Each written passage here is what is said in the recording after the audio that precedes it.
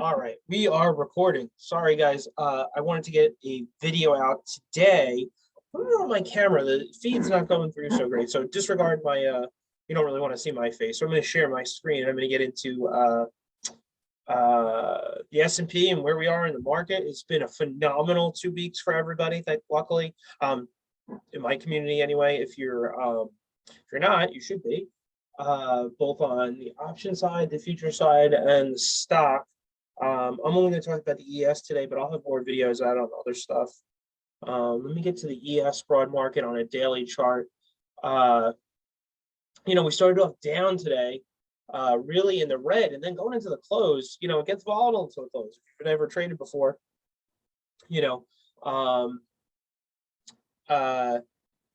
it's kind of normal.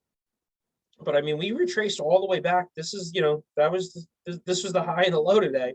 So this is very bullish. So we're going to take a look on the daily chart. This is where we are right now. And then if you look at the 4-hour chart, actually, I'm going to jump around a little bit today. Sorry if you can't follow. We retraced a lot of the loss from today. So that's bullish.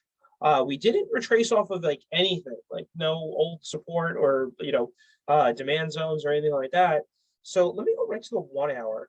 Let me show you. I already looked at some stuff here. So like, here's today. That's today's low, and then we just rocketed it. Now we didn't break this this high here, which is what it would have really made for a bullish case. I mean, it was bullish. So let's take a look. Right. So once that area is sold off from there, it's digging into this. So this is going to break, in my opinion.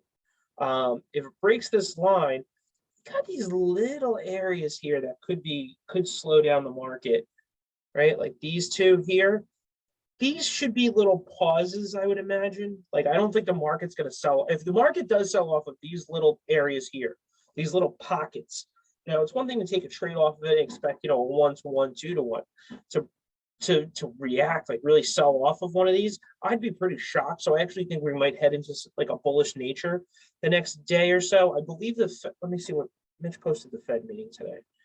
So meaning it's Tuesday, Wednesday. So I guess that means the press conference is interest rate decision.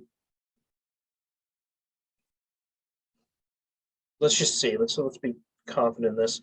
I don't want to tell you guys it's Wednesday. I'm almost positive it's usually Tuesday. Tuesday, May 3rd. US 12:30. Is it Wednesday?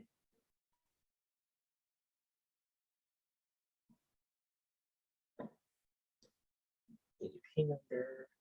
Okay, it is Wednesday. Okay, so listen. There's a couple of scenarios here. We break through here the next 2 days. Monday, today's, we're closed out on Monday. So on Tuesday, we could be bullish all day, really rock it back to new highs. And then Wednesday, the Fed could smack it back down. Or the Fed could send this to new highs.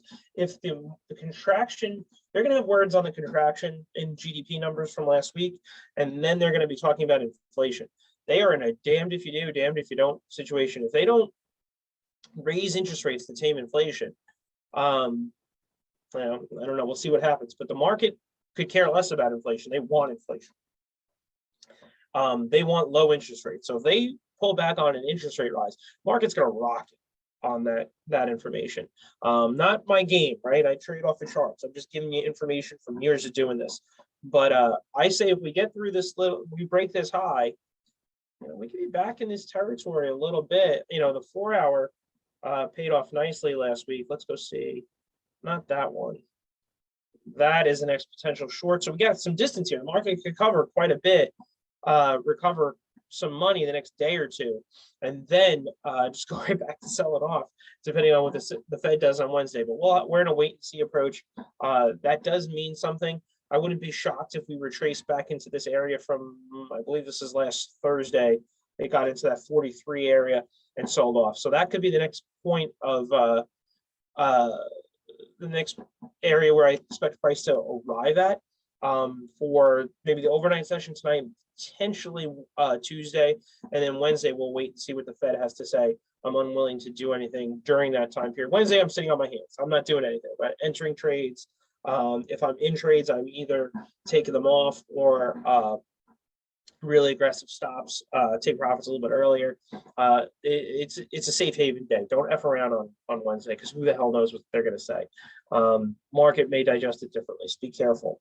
All right, so that's it for today. I just wanted to give a good roundup on the S&P 500 futures. Again, this is Ryan Nocera from Precision Trading Labs. If you'd like to see how we trade, I'm going to put my calendar link in the description below. Click that, schedule a call with me. Happy to take you through this a little bit slower than I am right now. Plus, there's not a whole lot to talk about with the Fed decision coming on Wednesday. And I will talk to you guys soon. Take care.